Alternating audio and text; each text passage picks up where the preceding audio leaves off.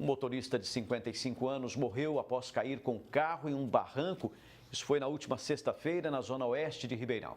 Para especialistas, a sinalização no local deve ser melhorada para evitar novos acidentes.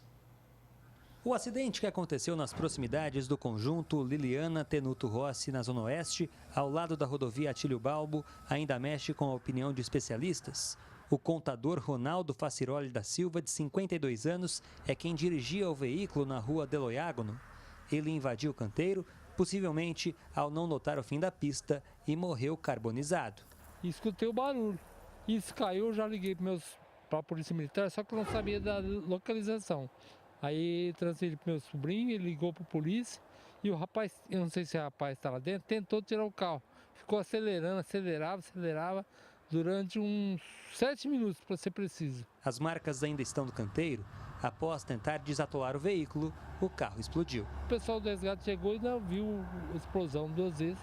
Aí disse que o rapaz estava com o pé quebrado, pegou fogo e, infelizmente, mais uma vida que foi ceifada. Neste ponto havia um guarda-reio, mas com o impacto, nada restou. Nós ouvimos uma especialista em trânsito que acredita que o motorista tenha se confundido e depois não tido tempo de frear. Dá a impressão é que o motorista ele se confundiu. Dá a impressão de que ele entendeu que ele estava adentrando na rodovia e não numa via de acesso na marginal de uma rodovia. No local há sinalização de rua sem saída, mas um pouco à frente, a menos de 150 metros do fim da pista, a orientação é que o limite é de 60 km por hora. O que pode ter confundido a vítima. Ele estava se dirigindo à rodovia e errou. E foi surpreendido com a defensa, com o final da pista e não conseguiu parar o veículo. Davi Florim para o Jornal da Clube. A Transerp informou que o trecho da via em questão trata-se de marginal da rodovia Alexandre Balbo, sob manutenção de uma concessionária. A empresa que administra o trecho se isentou da responsabilidade. Agora, ao vivo, Thaís Mantoni traz mais informações. Thaís. Pois é, Pulse, foi uma vida nesse acidente que acabou sendo perdida. Para falar sobre esse assunto, nós vamos conversar agora com o Ademar Padrão, que é advogado especialista em trânsito. Doutor, é possível que a sinalização do local tenha confundido esse motorista? Boa tarde. Boa tarde, Thaís. Boa tarde a todos que assistem o Jornal da Clube. Eu acredito que sim.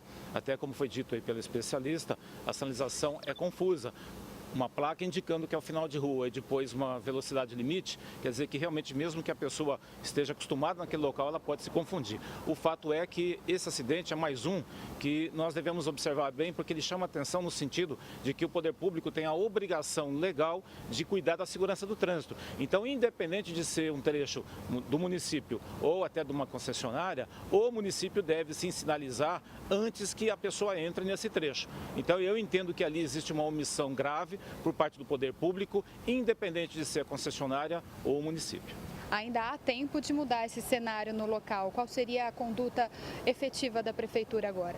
Bom, o que nós temos que observar é que a Prefeitura Municipal de longa data, ela não observa a situação da cidade. Não existe uma agenda para cuidar desses pontos, chamados pontos negros do trânsito, que é onde acontece acidente e depois necessita aí de uma medida de cunho técnico. Então ela tem que criar uma agenda e cuidar disso. Vou dar um exemplo aqui da Avenida Maurílio Biagi. Vários defensas metálicas estão já defasadas, elas estão amassadas por conta de acidentes que ocorreram, só que na verdade depois não existe a reposição. Então nem a sinalização e nem o dispositivo de segurança é colocado. Isso é dever da administração pública.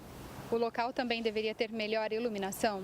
Sim, é um conjunto de uma obra mal resolvida. Baixa iluminação ou inexistente, baixa sinalização, sinalização contraditória. Então, o que nós temos que pensar muito no Brasil de hoje é que não dá mais para ficar colocando a culpa sempre na vítima, até porque ela não tem mais como se defender. É preciso observar a legislação de trânsito, o mínimo, pelo menos, que seria o quê? Sinalização correta e eficiente. Sendo assim, a gente pode atribuir a culpa a quem?